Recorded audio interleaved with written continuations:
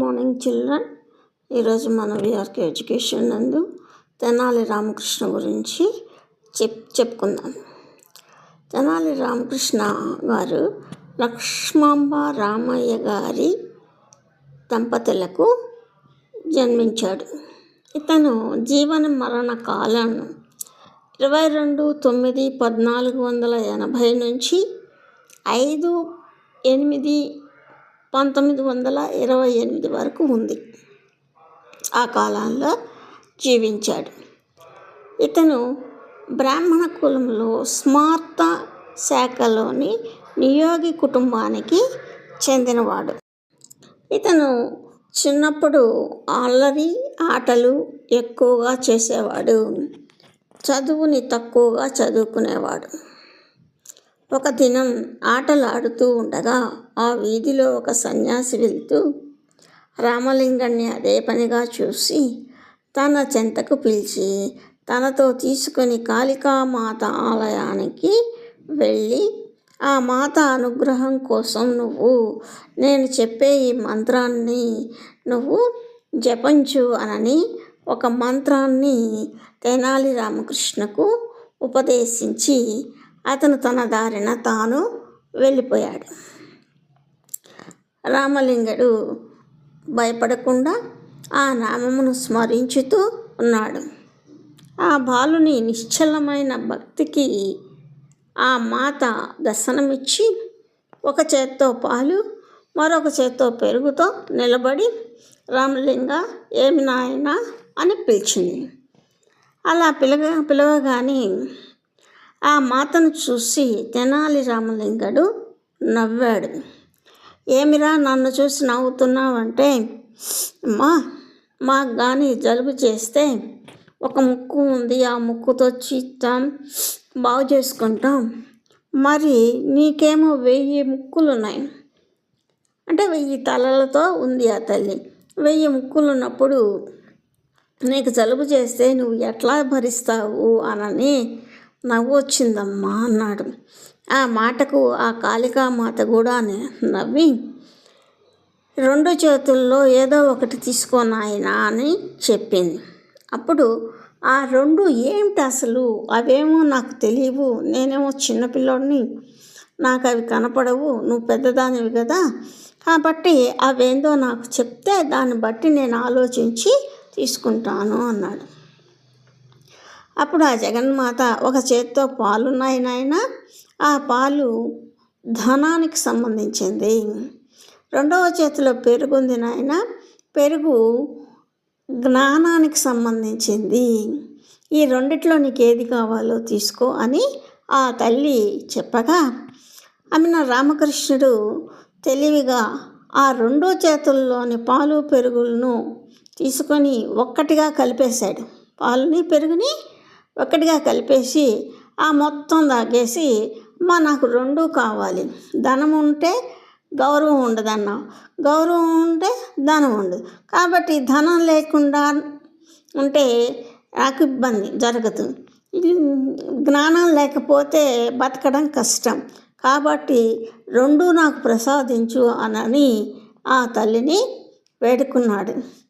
ఆ అబ్బాయి సాహసానికి మెచ్చి ఆ తల్లి అలాగే నాయన ఆ చంద్రార్కం అంటే చంద్రార్కం అంటే ఆ అన్ని సంవత్సరాలలోనూ జీవితాంతం జీవించిన తర్వాత కూడా నువ్వు పేరు ప్రతిష్టలు తెచ్చుకొని మంచిగా ధనధాన్యాలతో వృద్ధి చెందుతావు అని ఆ తల్లి ఆశీర్వదించి అంతర్ధానమైపోయింది. ఆ తర్వాత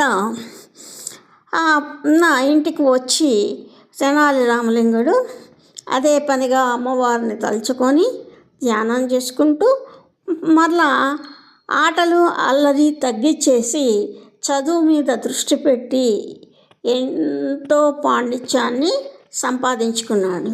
ఆ సంపాదించుకున్న పాండిత్యాన్ని పుస్తక రూపంలో రాసి పెట్టినప్పుడు ఆ కాగితాలలోని చదువు పామరులు అంటే ఇతరులకు అర్థమయ్యేది కాదు, పామరులకు అర్థమయ్యేది కాదు. అక్కడ అతనికి ఏ పని రాదు, చదువు తప్ప ఇంకేమి తెలియదు. అందుకని మా చదువు కోసం ఆమె రాజుగారి కొలువులో పోయి ఏదైనా ఉద్యోగం సంపాదించుకొని అక్కడే మనం కాలం గడుపుతాము అని తన ఫ్యామిలీని తీసుకొని, తల్లిని, భార్యని అందరినీ తీసుకొని పట్నం రాజుగారి కొలువు ఉండే ఆస్థానం దగ్గరికి వస్తాడు. వచ్చినప్పుడు తెనాలి రామలింగుడు అక్కడ ఎవరు తెలియదు కదా. అప్పుడు తాతాచారుల వారు అననే రాజుగారి కొలువులో ఉన్నటువంటి ఆ తాతాచారుల వారిని కలిసి విషయం చెప్పి తన పాండిత్యాన్ని అతని ముందు చూపిస్తాడు. అప్పుడు మెచ్చుకుని తాతాచార్యుల వారు కూడా ఓకే అని చెప్పి రాజు దగ్గరికి తీసుకువచ్చి తెనాలి రామలింగాన్ని పరిచయం చేస్తాడు. అప్పుడు రాజు శ్రీకృష్ణదేవరాయలు. ఈయనకు సాహిత్యం అన్నా సంగీతం అన్నా చాలా ఇష్టం. గ్రంథాలు రచించేవాడు. అలాంటప్పుడు తెనాలి రామకృష్ణుని కూడా తన కొలువులో కవిగా చేర్చుకున్నాడు, పండితుడిగా చేర్చుకున్నాడు.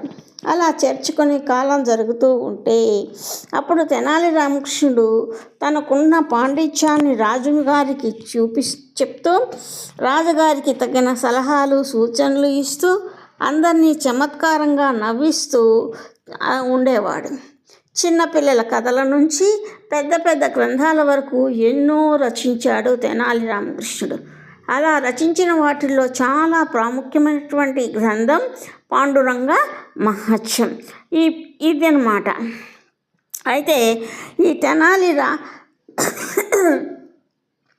రామకృష్ణుడు శ్రీకృష్ణదేవరాయల ఆస్థానంలో కొలువు సంపాదించుకునేటప్పటికీ ఇతని కన్నా ముందే 7 మంది కవులు ఉన్నారు.